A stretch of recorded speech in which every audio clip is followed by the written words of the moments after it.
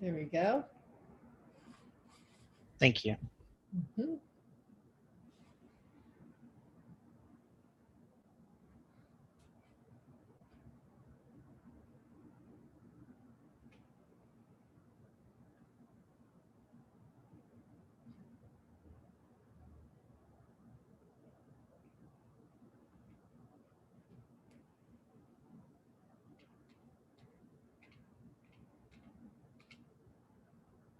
Hi, Michael.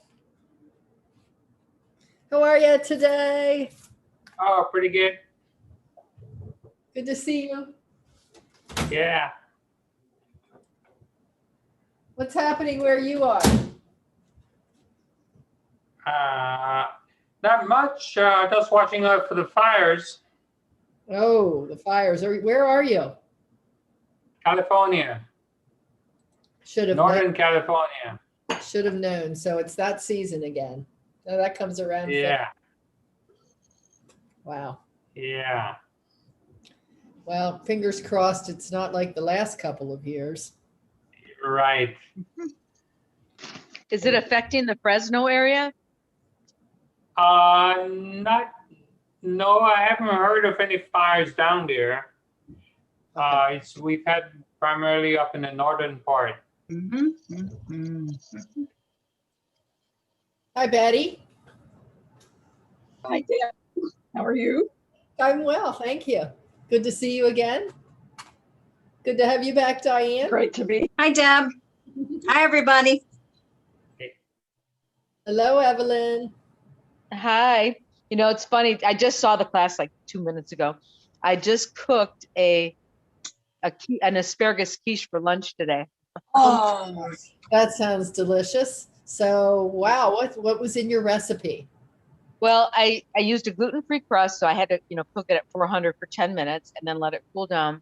And then it said you could put bacon, or a healthier alternative was to take Canadian bacon, and I chopped it very small and just put a little bit along the bottom of the shell. Then I put the asparagus that had been cooked, but that was still, not overcooked, and it was like little pieces. And then I put Gruyere cheese, about a cup of that. Mm. And then I use coconut milk. You can use evaporated milk or whole milk, but I use coconut milk with some nutmeg and tarragon and salt and pepper. And it was yummy. That sounds delicious. Is that the first time you made it? I've made quiche many times, but I don't think I've made asparagus quiche. And since asparagus is in, I thought I love asparagus. So I thought I am going to make asparagus as often as I can for the next month. I feel exactly the same way you do. I love asparagus any way I can make it. And so that's why we're going to be talking. I don't know if we'll get through all the recipes, but I'll certainly send all of them your way. Yeah, so, for me, it's like candy when I roast it. I just love it. Yeah, pretty delicious. I wanted to mention that. I just wanted to mention I did make the quinoa salad from one of your other classes, and it was delicious. Oh, I'm so glad you enjoyed it. We just made that again today. I was with a group and I was asking them if they would make it, and I wanted to get some feedback. So Betty, thank you for that. Very good. Very springy, isn't it? It almost tastes like a little bit like a tabbouleh. I don't know. It's just refreshing and very springy. So it could fit into this class too, right? Yes. Deb, I'm curious, Evelyn's recipe, is that possible to make that crustless? Evelyn, you want to weigh in on that? Yeah, sorry, I had to unmute myself. I'm sure you could. Yeah, I'm sure you could. Because I don't care for crust. Yeah, you know what? You can also use almond like flour, like almond meal. I've done that before, and it ends up settling on the bottom, and that forms a crust. If that is any more appealing to you. Yeah, I'm just not. If I could do it without the crust, I'd be thrilled. I love the quiche. I have a friend that used to make it who's passed away. Unfortunately, I never got her recipe, and it was asparagus and Swiss cheese she made it with. Right. You can do Swiss, Gruyere. You could put it like in little ramekins without the crust. That's good. That's good. Yeah. That works. Thank you. I forgot to mention eggs as an ingredient, but I'm sure you knew that, Deb. Sure. This recipe was I think her name is Ann Brody. Do you know that cookbook, Brody? Yes. Yeah, I like her recipes, and it's a slightly more healthy than some. So it Mhm. had 2 whole eggs and then 2 egg whites. Okay. Good. That sounds delicious. And I make quiche all the time without crust. Oh, So you I think it's something that you can easily do and make them up anyway. Just experiment with any ingredients in the quiche will take anything. It's mostly getting the ratio of eggs to milk so that you have a nice custard, and then just add ingredients. I'm going to share my screen so we can get started, as there's a lot to cover. This is the first one of these sessions, you might know. It's the first time it showed up in the schedule. So we'll see how we do here today, because I do have a lot. And doing some things that are, well, we'll see, interesting. So is there anyone who's brand new to Get Set Up today, or to any of my classes? Anybody? Hey, Sheila. Good to see you. Okay. Well, good. Then you all know me. You know my background. You know I'm over here in Pennsylvania, where it's getting cloudy again. And you know how we roll here in these classes. We love to be on camera and talking with one another. I like that. We learn from each other, just like we did before the class even got started properly. Well, that's what we want. And we are recording the session, and you can get that at helpinggetsetup.io. And we are on live stream. So I just want to say hello to those folks who might be out there on live stream, and invite you in to register for this or other classes, because we really do learn from each other and dialogue. Really a nice thing. So you're well invited. And lastly, Get Set Up is not paid to promote any specific products. So of course, anything I use, of course, all of my appliances are very old. So you can tell that I haven't been given any appliance, but we don't have any financial connection with it. All right, so objectives for today. And for my spotlight classes, my agendas are going to be relatively similar, in that we'll talk about nutritional benefits, some background about the particular ingredient that we're looking at. I have some fun facts today about asparagus. Asparagus that are that we might try, and how it is grown and harvested. How many of you grow asparagus or have grown asparagus? So maybe seeing a little of that could be helpful, just to get a feel for how that's done. And then we'll talk about cooking it, the many ways that you can cook it, and then give you some recipes. So I love eating asparagus. So the more recipes you have to add to the chat, the better. And we can share it at the end in the email that I send out to you if you like. So that is another point. I'll be sending out an email with all of these recipes. I tried to compile an attachment, a document this time. So there will probably be a couple of website links, and there will also be a document. Okay, aside from recipes, is there one thing other than that you were hoping to learn about asparagus today? Yeah, go ahead, Diane. I want to know the. Whoops, you muted. I'd like to know the best way to choose it, to pick it out. When I go to the farmer's market or the store, I try and find the smaller the better, because some of it is too thick and it seems real pithy and does not want to cook down to be soft. Okay. All right. Yeah, let's talk about that a little bit here in a minute, because that's true. That can be a challenge sometimes. So good question. Anybody else have anything they want to learn today? Just more recipes, huh? Give me more recipes. Okay. So let's get with it. Well, how do you enjoy asparagus? I think we've talked about that already in a number of ways. How many of you eat most of the asparagus that you eat just like steamed with some butter on? Enjoy it that way. Yeah, it's one of those vegetables. I think all vegetables are kind of that way. When they're fresh and they can be enjoyed fresh and steamed and unadorned. They really give us their best. And having said that, there's also some really great recipes, but we're missing out if we don't just enjoy them as is, out of the field, with a little bit of butter. And just a fun fact about butter, by the way, which I'm a real proponent of for things like vegetables. Most vegetables have vitamins in them that are fat soluble. So there is some wisdom in the way that we were raised to eat butter on our vegetables. In fact, it makes them, those vitamins, better absorbed in our bodies, having a little bit of fat with them. So just thought I'd give you that. And if it makes you feel a little less guilty for eating butter on your vegetables, so be it. So a little bit of fun about asparagus. Well, I don't know if the first one's so much fun, especially for a gardener, but when you plant asparagus, it takes a good full 3 years before you can get a full harvest from it. You have to kind of sit on your hands and watch it come up and not do anything about it for a little while. And then there's this. Have you ever heard of asparagusic acid? Well, that's that ingredient in asparagus that makes, can I say this in mixed company, makes our pee smell bad. Okay. So if you've ever not everyone's, though, I understand, only certain people. Well, you know what? That that's this next thing, specific anemosia. In fact, it makes everybody's pee smell bad, but people with specific anemosia are genetically unable to smell certain things.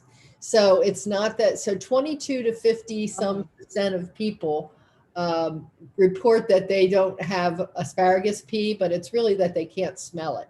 Okay.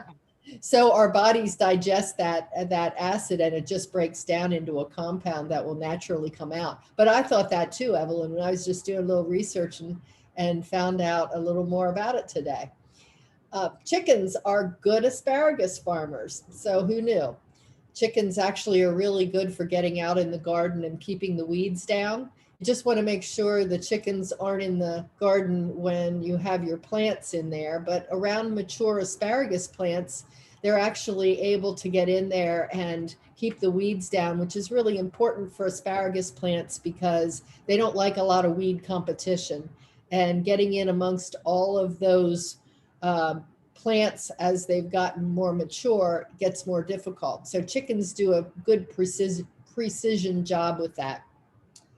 And did you know that China, by a lot, outproduces all countries in the production of asparagus? So that I thought was a pretty interesting fact.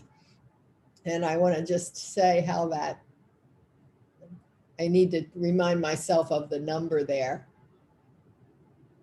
So 50,000 hectares of asparagus in China, and the closest competitor is Peru with 27,000, and the United States ranks fifth with about 14,400. So 14,400 compared to 57,000. And can anybody guess what this phrase might mean? It's a tough one. It actually is loosely translated as faster than cooking asparagus. And it was something that Emperor Caesar Augustus used to bark out at his minions. And it was meant to be kind of like get a move on or get going already. So that phrase came about as a result of the asparagus craze. Actually here in ancient Rome, asparagus was a delicacy and it was commonly eaten. So just a little bit of trivia here on asparagus. And now for the important bits about nutrition with asparagus. It is really a good food for helping to fight cancer. You might have heard of people who've gone on asparagus diets when they have cancer. I don't know how effective, but it's certainly one of those foods that can help combat cancer. It's a natural diuretic, so can be helpful in removing fluids from our body, which can reduce blood pressure. And it's also real brain food. It has been shown to have an impact on things that create brain impairment. And this is just a little visual here about the nutrients found in asparagus, with the highest levels of nutrients, vitamins, and minerals at the top, and increasingly less. So we see a high level of vitamin K, vitamin B9, which is folate, and the other B vitamins as well. We get a pretty high amount, 42% of our daily value in K. And then over here on the mineral side, copper and selenium, 18 and 11% respectively. And it's a very low calorie food, but does have a couple of grams of fiber, which is good. And I always like to remind you that 25 grams of fiber per day is what we're striving for. So adding 2 on with some sprigs of asparagus, about 5 of them, helps to get you there.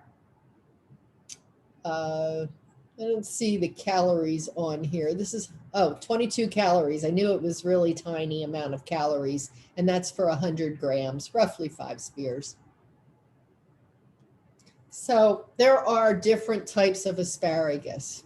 The vast majority of the asparagus we see is which one of these? The green.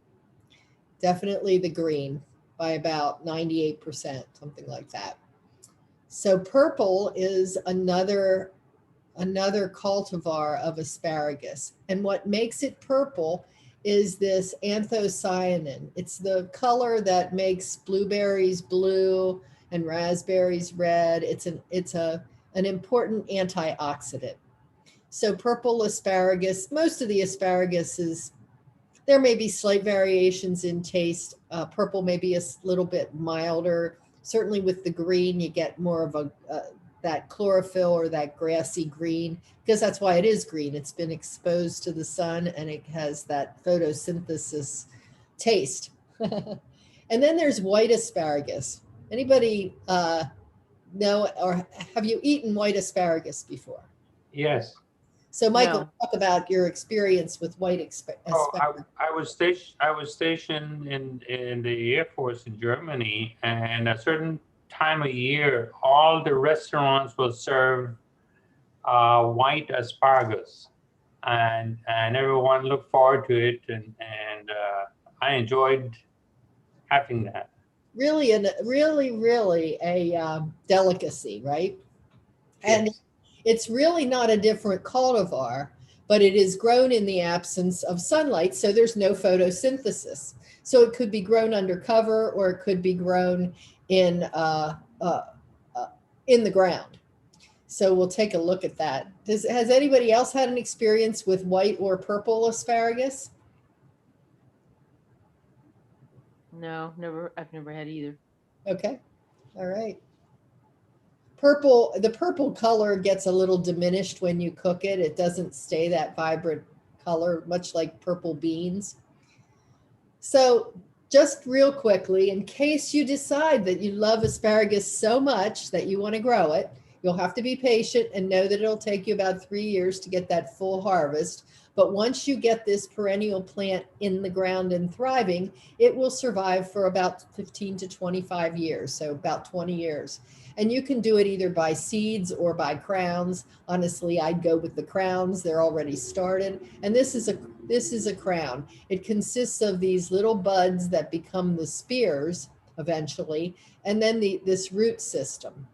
So they are planted about a foot apart on in a trench, and then covered up. And so the trench is about 6 to 8 inches. This will be covered, and the ones that are planted, you'll see different ways of planting asparagus. Sometimes people plant it up. Sometimes they plant it down. If it's planted more shallowly, it will produce smaller spears, but the harvest will happen earlier in the spring. If it's deeper, there will be bigger spears a little bit later. So just a bit on growing asparagus and then harvesting asparagus. It happens only for about 3 to 4 weeks in up until early or mid-June, most places. In year 2, you can harvest a few of those, but in those when you've planted a new plant, first year, no. Year 3, harvest 80% of it or more. And you can actually harvest asparagus 2 times a day. It grows that fast. It can grow several inches in a day. So it's good to check it in the morning and check it later in the day and make sure you're getting those spears and cutting them at ground level. So the clue to when to stop harvesting is when most of those spears start to get spindly. That's the clue that the plant is shutting down for the season. So I don't want to belabor the growing part, but I wanted to give you a little bit of background on that. This is an asparagus cutting knife, but you can use any sharp knife. And do you have questions about how asparagus is grown?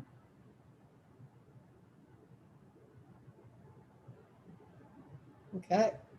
Oh, I did want to show you this one thing. Check my time. I know you're here for the recipes too, but this is the white asparagus. And I thought you might enjoy listening and watching this. It's very present moment, mindful.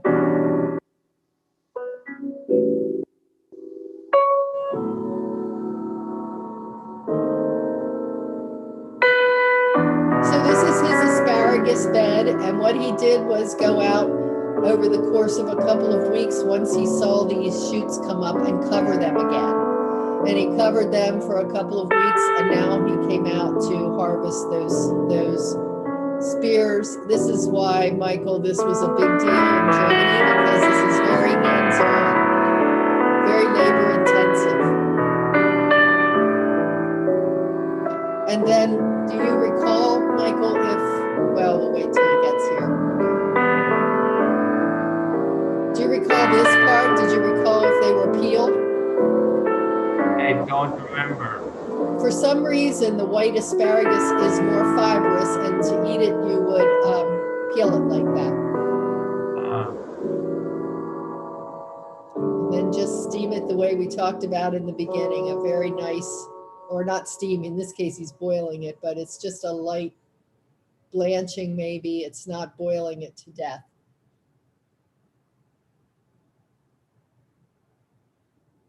So you talked about how to select this, Diane. And I know conventional wisdom has it that you want to get the slimmer spears because they're going to be more tender. That doesn't necessarily hold. As a matter of fact, you can get some very fat spears of asparagus that melt in your mouth. And I've had those. And so I think you're more interested in finding ones that are very, very fresh. And so you can tell that when you are looking at the stem, it should be very firm. It should be very firm and kind of glossy. You can see that the stem here is starting to draw in on itself. It's getting lines in it. And you clearly know that that's not the kind of asparagus that you want to eat. But fresh asparagus will have really close tips. I somewhat avoid the ones that are starting, I guess they're the females, and the ones that start to come up toward the end of the season that have smaller seed heads that are popping out with the actual seeds, and they're very spindly.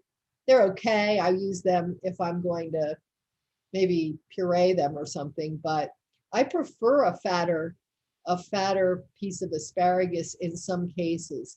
And one of the ways that you can take care of some of that fibrous problem is to make sure that you get rid of those tough ends at the bottom. You can do that one of 2 ways. You can either snap it where it naturally breaks, or you can take a knife down the stem, and when your knife blade does not easily cut into the asparagus, that's where you stop and just get rid of that. Now, I've gotten asparagus at the farm stand that's just been cut. When I turn it upside down,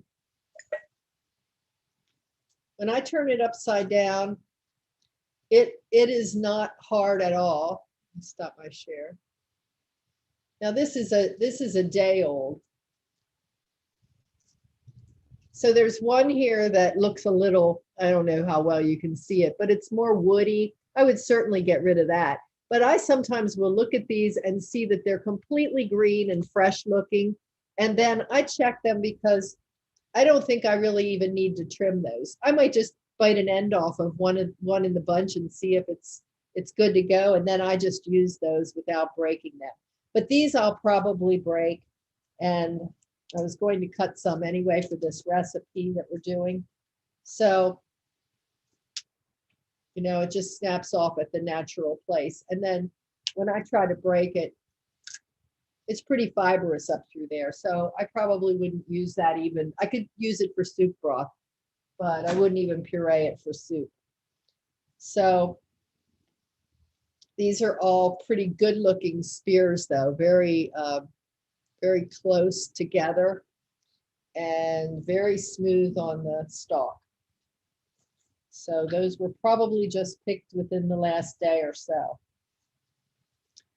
And the way to store them is in the refrigerator, in a jar or something with some water in it, so that your asparagus can continue to take up water. So when you're at the store and you get a lot of those fibrous ends, it may well be, it's just like a flower. It may well be that your asparagus at the store was not stored in water.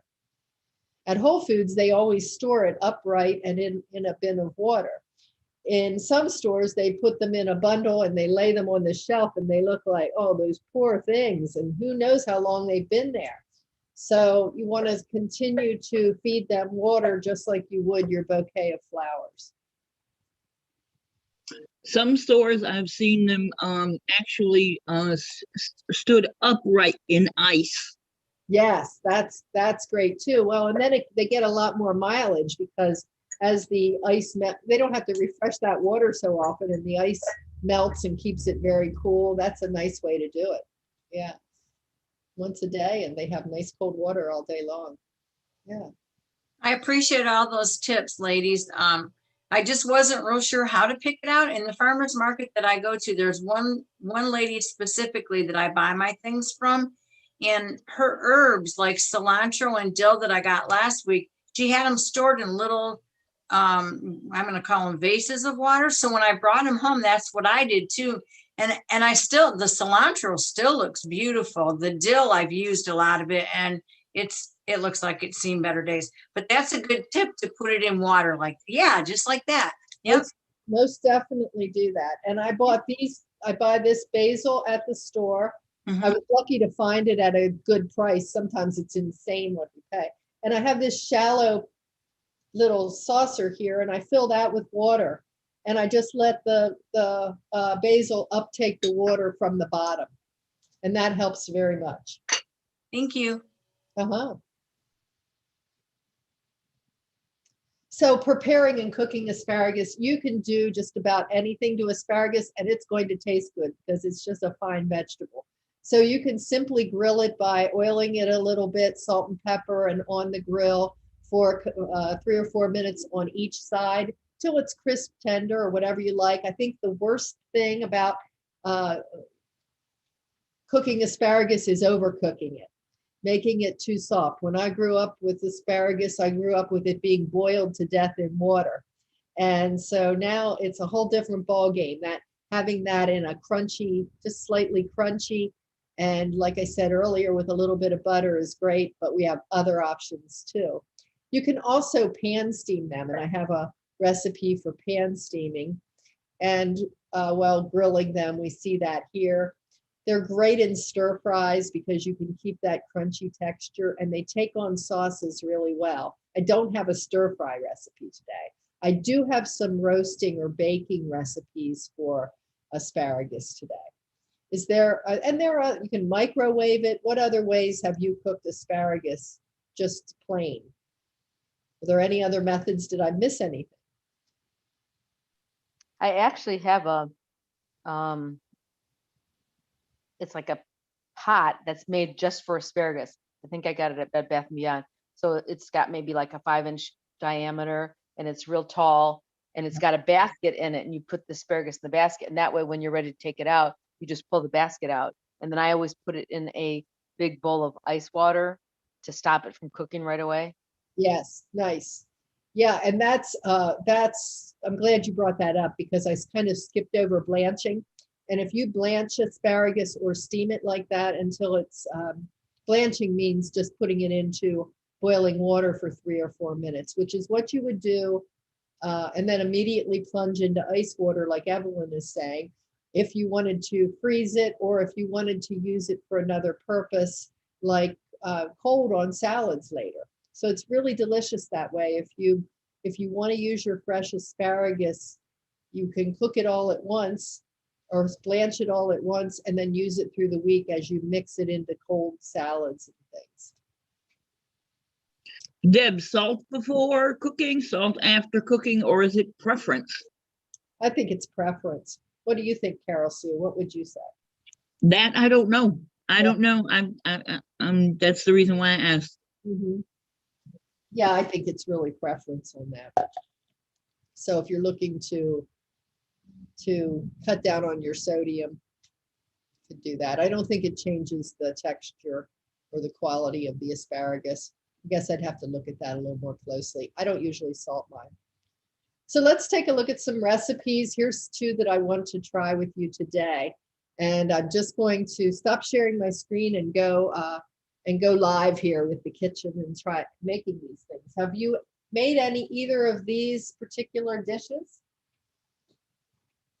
Asparagus in phyllo or phyllo dough or prosciutto wrapped asparagus? Anybody ever make that? Well, we're going to do it now. And if you're not too fond of phyllo dough, or using it, I should say, maybe I can help take the pain out of that. Anybody ever use it, or do you sort of shy away from it? I've been afraid to use it. Don't know how. Yeah, I know. That's the thing. It looks pretty temperamental, doesn't it? Because they talk about, well, you have to get it out of the freezer and you have to keep it wet. And that's all true, but it is also kind of forgiving as well. So I want to just show you so I got a pack in a cardboard box and it contained 2 of these rolls. And these are rolls of sheets of phyllo dough. And what I did when I made these the other night was I took one of those and unrolled it, and it had a stack of about 13 by 9-inch sheets in it, about the size of the bottom of your casserole dish. And it said, well, cut that down in the middle vertically so that you have 2 stacks, and you're going to use those stacks. And now what I've done is I put those back. So we'll see how this goes. I put these back in the freezer because they said, yes, you can do that. And I got them out last night because I hadn't used all of them, put them back in the freezer. Can you see anything here? And I'm unrolling. Can you see it? Yes. Okay, good. So I'm unrolling this. Remember, it was another time over here. And this is a full stack. So I'm going to lightly, first of all, this is a wet cloth, and I'm going to cover the remainder of what I have here with that wet cloth. And you just need to keep it wet that way, damp that way, so that you can separate it. And I'm just pulling it lightly back. And if it does tear, like this tore at the end, it's okay. I'm just going to lay it over here, and it is going to work out just fine.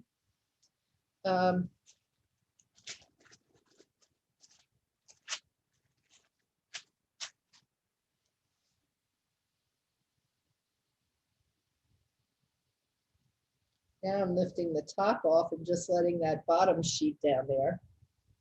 So now I have 2. And I'm going to keep that a little bit damp too. So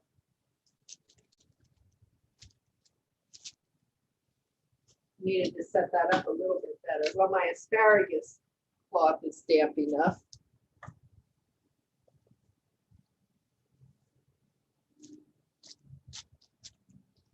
And now I'm going to, oh, had an escaped asparagus. I'm going to now brush the phyllo dough very lightly with some melted butter. Now these things are so thin that I can see the cutting board. I can see the cutting board underneath them, but they're holding up nicely. And what I learned when I did this is to put the butter on across this way instead of this way, because that drags it down. So, and it's just a tapping motion.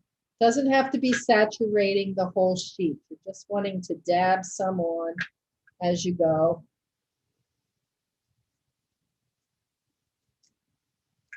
My husband wanted to know if this was dinner. He loves these. I said, well, there is a benefit to your being kicked out of the kitchen sometimes here for Get Set Up classes.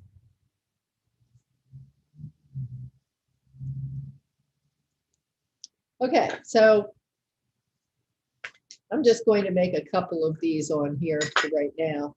What I'm doing next is taking some grated Parmesan cheese, and I'm also just going to sprinkle that on my sheet.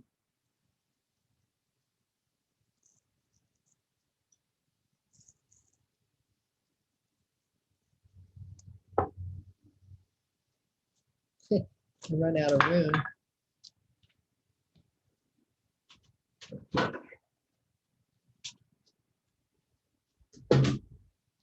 And now I'm going to look at the size of my spears. If I was going to do this with a thin spear like this, which I will do, I'll probably put 3 in there. If I'm using a thicker spear like this, I might just put 1. Maybe a thin one and a thick one would go well in there. I think I'll do that. You can do whatever you like. And you want these to stick out over the edge of the bread or of the dough. So I am going to snap this off accordingly and give it about maybe an inch on either side or a little less. And I'll use the bottoms here that are still good for something else. So I'm going to do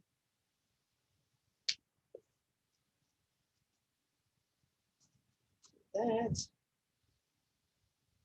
And then I'm just going to roll these up jelly roll style. They go very nicely, very easily. So there it is. And I'm going to put it seam side down on my baking sheet and do the other one.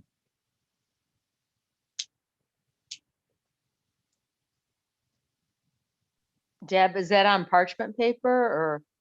No, I don't have that on parchment paper, and I don't have it sprayed. Really? It won't stick, the phyllo dough? Nope.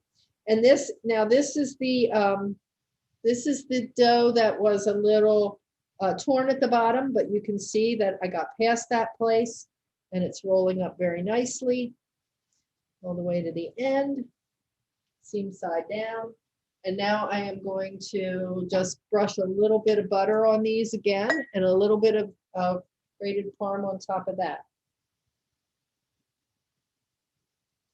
And that gives it gets kind of nice and golden.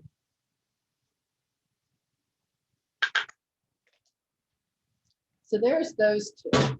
Then we've got this idea of doing a prosciutto rolled. So you have the same thing with prosciutto. Sometimes it's difficult to unwrap that without having your slices come undone or stick to one another so badly. So I have some pretty bad looking pieces here, but we're going to be okay with it. I'm just going to lay that out.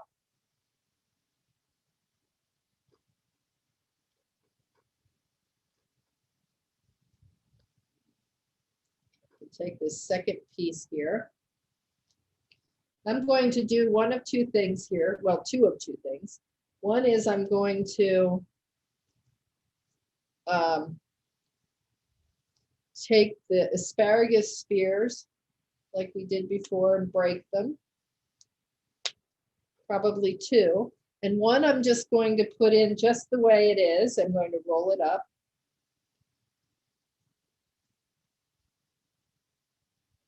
And then just kind of mash it together. When it bakes, it's going to get crisp and kind of pull in on itself. The other thing I'm going to try with this, because I saw it, was to take a little bit of cream cheese to the inside of my prosciutto. And that could be a little tricky just because it'll pull up on the ham here on the prosciutto, but if you let it get a little soft out of the refrigerator, it's not too bad. So again, it's not a lot. And I'm going to now roll another couple of spears into that.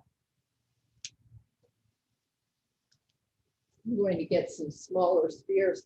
Honestly, I like the fat spears for other eating, so I'm going to look to see, yeah, maybe that was all of my asparagus. I go through a lot of asparagus in the season. Okay. So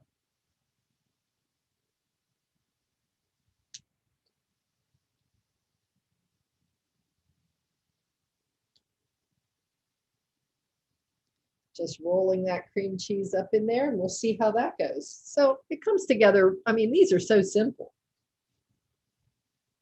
So I'm going to put that cheese on top and do that.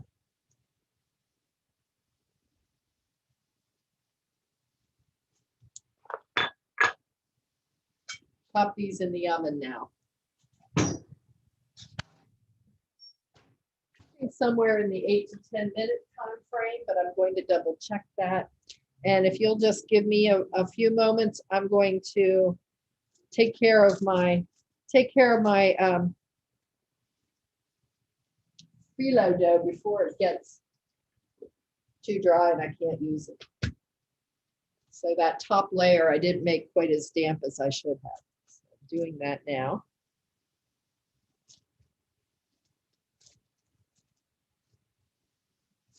And let that sort of reconstitute a little bit. All right.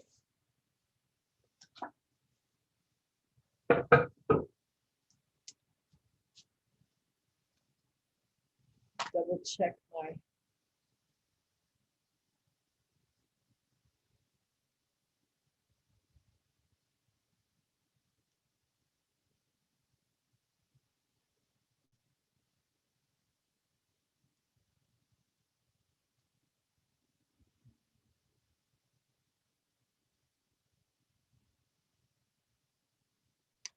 Alexa, set the timer for 10 minutes. So we're going to give that about 10 minutes. And while we're waiting for those to bake, I'm going to share my screen again.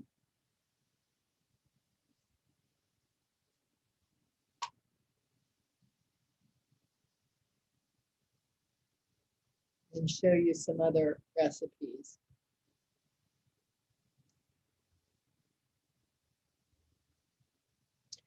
Cream of asparagus soup. This is delicious. And sometimes it is, sometimes it's not as tasteful as I would like it to be, or as tasty, flavorful. So I went on a search for cream of asparagus soup that I thought would be really tasty. And I found one that's made with brie cheese. And I made it and I liked it. And I thought, I like that. And I was seeing a few other recipes that had a few other ingredients in them, including maybe a little bit of white wine, which you can put in for part of the liquid. And so I thought, well, that recipe was good, but maybe I could improve upon it. Now, I did not make this recipe, but I looked at it, and based on what my other recipe said and what this one had in that I wish the other one had in, I'm passing this one on to you as a trier. And it does have 15 5-star ratings, so that's pretty good. Gets a lot of good comments. So it starts with sauteing onion and celery in a 1/4 cup of butter on the stove in a saucepan. And then stirring in flour so that you mix that all in with the vegetables and cooking it until the celery starts to get pretty tender. Actually, you stir in the flour, cook it for 3 minutes, and then add your chicken stock. So you're putting in, what is it? 4 cups of chicken stock, because this recipe makes enough for 4. This is 4 servings. That seems actually like a lot. If there's 4 cups of chicken stock in there, I think you'd get easily 5 servings out of this. And so when you add the broth, you just simmer until the celery is tender, then stir in the brie. And I'm looking for where, wait, where's the asparagus here?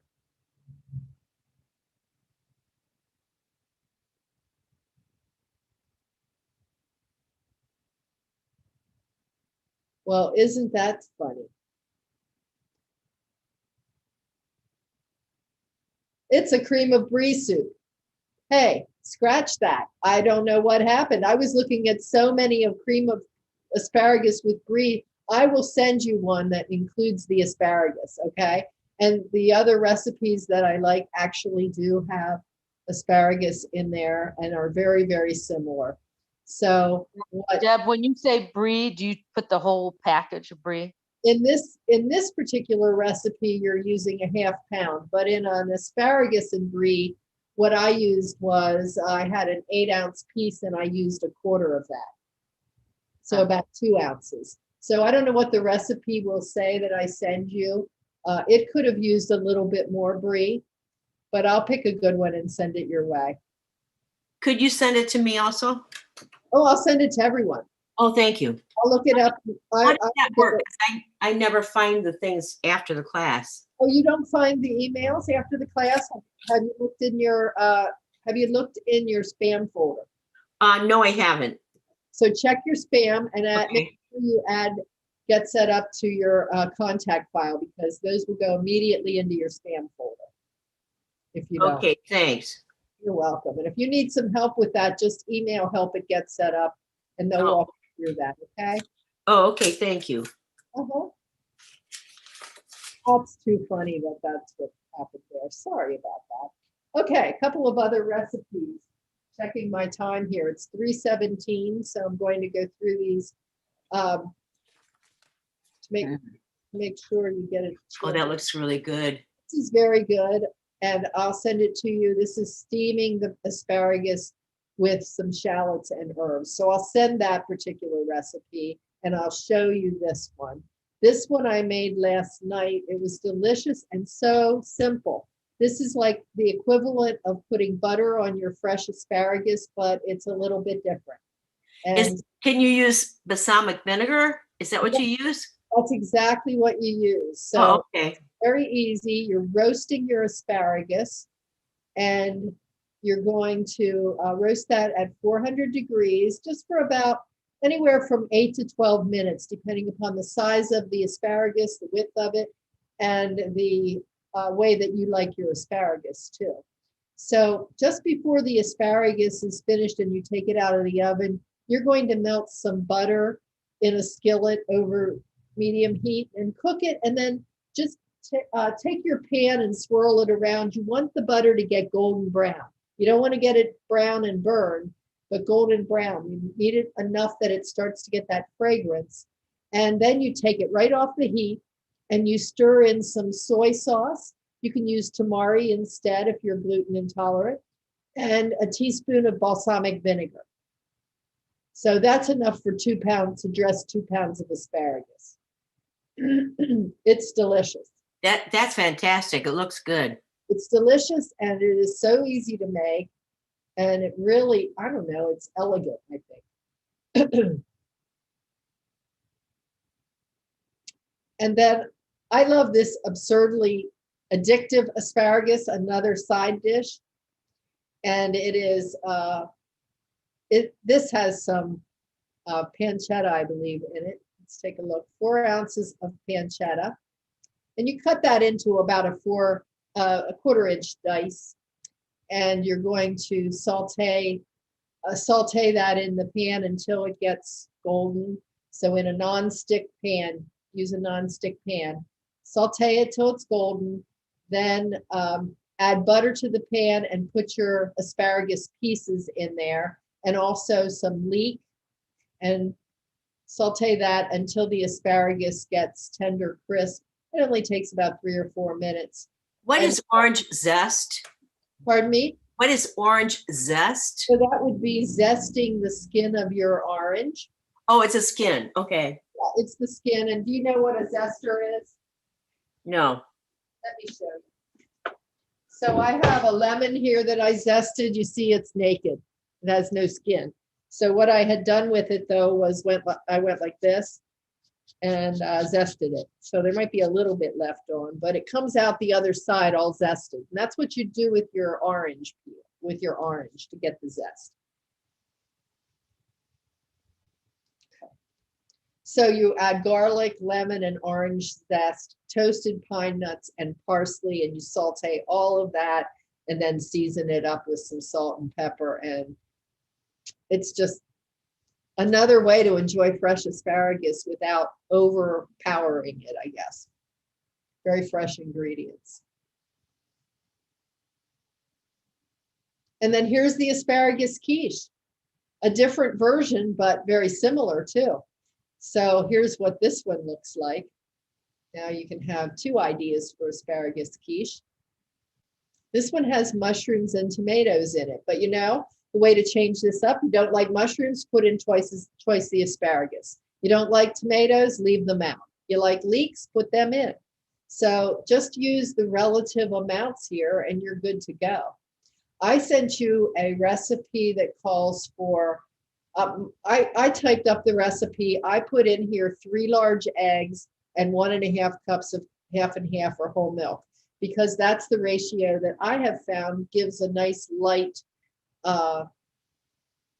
souffle type texture to your quiche.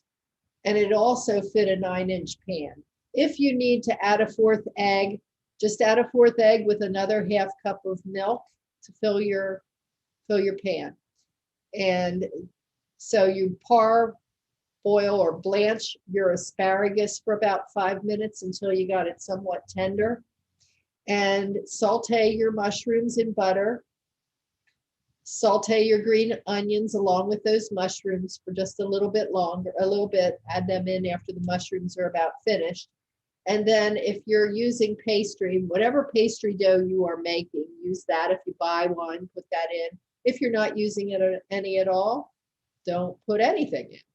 And then just arrange the vegetables on the bottom and add the shredded cheese there. And then whisk together the eggs, the half and half, salt, pepper, and nutmeg. I think you said that you used tarragon, right? Was it tarragon? Who made the quiche there? Who made that quiche? Was that you, Evelyn? Yeah, sorry, it took me a while to get it unmuted. Yes, I put tarragon in it, Tarragon. but it actually was a teaspoon. I'm sorry, I had to tell Alexa to turn herself Yes, off. I put a teaspoon of tarragon. Okay. So both of those would be awesome herbs to bring out the flavors of the asparagus. So then you just pour the egg mixture over and put it on a cookie sheet and put it in the oven and cook it for 45 to 55 minutes. Now I have read, and it's been my experience sometimes too, it's kind of hard at times to know if a quiche is done. And there is some wisdom in taking it out while it's still a little bit jiggly in the center and letting it finish cooking outside of the oven.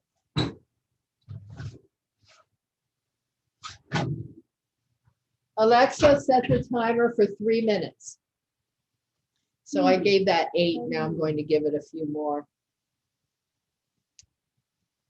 And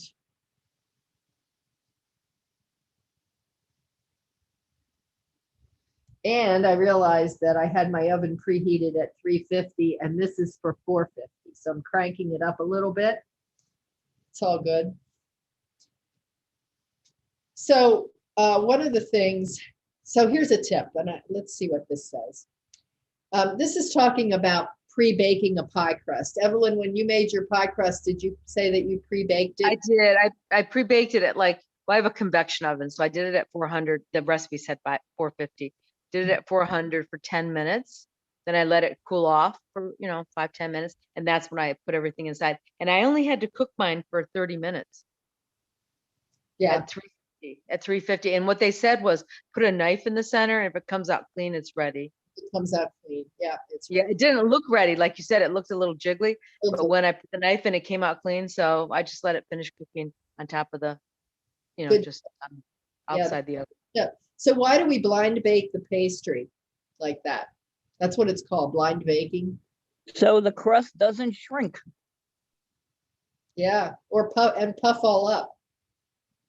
To avoid puffing it up while it's blind baking, we put some weights in there. We can put a piece of parchment paper in and weight it down with beans or coins or something. It's not going to touch the dough, but that keeps it from puffing up in the center. So yeah, so it doesn't shrink. And so it's a little more, it's not so, it doesn't get soggy. It's a little more done, so to speak. So there's some recipe variations in this recipe as well. Things you can change out. 15-minute prep time. Quiche doesn't get any better than that. Quiche really come together nicely, make beautiful meals, and don't take much time. And so you've got just a few minutes to wrap up so that by the time we finish the session, I'll be taking out these appetizers and taking a look at those. So we covered quite a bit. The timing has been pretty decent. And I'm interested to know what recipe you're going to try first. Not the phyllo dough one. That looks complicated. Oh, it's not. Keeping it wet, but I liked the balsamic butter one. Okay, try that. And honestly, these are not complicated. They are not difficult, and it's only phyllo dough. Even if it's not that expensive. You can afford to mess up. Alexa, timer off, and they are so delicious. I'm telling you, if you serve them at a dinner party, people will love them, or serve them as an appetizer. So give them a try. All of the recipes sound really good. And believe it or not, just yesterday, I picked up some fresh asparagus from a farm marketplace. Great. So I'm really anxious to try it because I love asparagus. Really, you can try all of these things. Yes. Yeah. I got 2 big groups, about yay big. Oh, perfect. You'll be going back. I predict you'll be going back for more. Oh, okay. I probably will. Thanks. Sure. So if you try these, or when you try these, take a picture. Send me what you got, or send me your own recipes or ideas you might have for other classes. And if you would like to co-host with me because you have a passion for something, we can do that. But yeah, take pictures of your creations and send them to this debtheguide@getsetup.io. That would be wonderful. I'm getting a lot of those now, and I'm using them and including them in my slides for my classes. And it's just a lot of fun to have members of the community submit. I'm doing how to make a meringue tomorrow, not from the kitchen. I decided that was not the best way to teach meringue. And I have healthy desserts going on. And Thursday, I'm excited because my friend, Chef Liza Naylor, is going to be here. She is an entrepreneur, a personal chef, and she is going to show us about making elegant but simple cheese boards. I might be burning my appetite. Nope, they're perfect. I'm looking forward to healthy desserts. Okay, great. Hold on here. I need to show you these.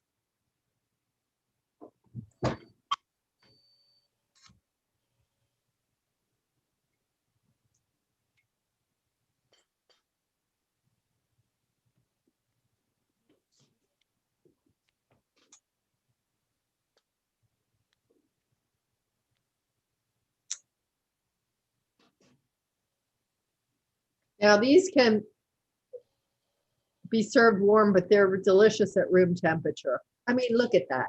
How do you get any? That is just, they're just so beautiful, and they really Wow. are. Don't be discouraged at all by that phyllo dough. Don't. How do you eat those? Do you eat them with a fork and knife or with your hand? Yes. Whatever you like. If they're finger food, if they're appetizers, Okay. with your fingers. And you can even get creative and serve them with dipping sauces if people are sitting at the table and eating them that way and wanting them with a knife and fork. You can, or even with their fingers. It's great finger food. They're not falling apart. I mean, they're real easy. Now, these ones with the prosciutto on. Okay, so here's what's happening with that. This one's staying together real nicely. This one, probably I'd want a knife and fork for this with the cheese in it. It's a little slippery, but you know, as they cool off, they're going to get a lot more firm. So they'll be easier to eat as finger food as well. I think I had that at a wedding, and it was an appetizer, and it was corned beef inside wrapped around the asparagus. Corned beef With a honey mustard dressing. It was delicious. Delicious. That sounds really good. When you said the corned beef inside, what do you mean? Inside the phyllo dough. Yeah, you can combine all of these, right? Combine them Right. all together. So the idea is get the technique down, try a couple of different things and get creative. That's really fun. And with the asparagus, I do this crazy thing. It's like the nodules, like the little, I call them like splinters things. They're that brownish thing that's on the stem. So I have to cut all of those. Is that what you do, or you don't do that? I don't. Some people, you're not the first person to say that. So some people just don't like the texture. I But don't like you the need texture. to do that. But if you don't like it, take it off. And some people also will save a lot more of the stem by peeling it down. If it Right. feels like it's getting fibrous up here or it's older, go ahead and peel it. Then cut that very bottom part off. So that's another way to get good. life out of some otherwise maybe not as fresh asparagus as you'd like. So here we go. The class notes are coming out afterward. I'm going to look up that brie soup recipe with asparagus. So it might take me a few minutes to get these out to you, but look for them. I'll give you some ideas for classes to take next. You give me in exchange, you give me some feedback, okay? And here's what it looks like. You can do a star rating, add comments for the session for me and any other get set up comments. You can go right to the schedule from here. If you're interested in other classes that I teach, you can type my name up in the search bar or any other guide, and you can get a full list of the classes that they teach. Sometimes it's more efficient to look at things in multiple ways. And we always like if you invite a friend to come along, and we've put that on every screen that you can imagine. Everywhere that you go to register for a class, very easily can you invite a friend to attend. And as usual, we like when you connect us with other organizations that you might be part of in your community. We're always interested, if you're interested in hosting an interest group, and if you want to suggest a new class or come on to get set up to share your wisdom, knowledge, experience in any way, let us know. And that. Thank you so much. And I'm going to give you a quick idea for a future class, because I might not follow up in writing, but a class on berries, what to do with berries as they come in season. Okay, well, we're doing one on strawberries coming up. Oh, good. Well, that sounds great. That's what I'm trying to do with these spotlight classes, do seasonal things and Yeah. hit them right when they're in season. So Yeah, like root vegetables or something too would be awesome. But thank you so much. Thank you very Great much. class. It was Great class. fabulous. Thank you for the great recipes. You're Yeah. welcome. Enjoy. Thank you. Have a good day. You too. Bye-bye. Bye.